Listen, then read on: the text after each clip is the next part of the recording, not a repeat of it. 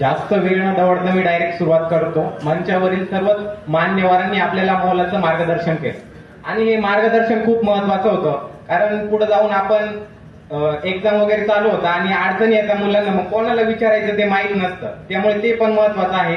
आणि आपल्या प्राध्यापकांनी, प्रिन्सिपल आपले काळे सरांनी खूप छान माहिती दिली केटीएचएमची, जी याआधी आपल्याला माहीत नव्हती.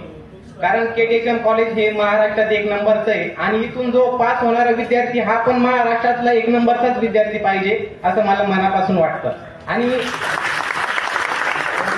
अजून आपण बघितलं की आपल्या केटीएचएम विद्यालयाला ज्ञानवंत, गुणवंत आणि यशवंतांची मोठी परंपरा आहे आणि हीच परंपरा टिकवण्याचं काम आपल्या सर्वांना करायचं आहे असं मला मनापासून वाटतं. आणि प्रत्येक जण हे काम करणार आहे असं मला पूर्ण विश्वास आहे. आणि एवढे बोलून मी थांबतो. जय हिंद, जय महाराष्ट्र.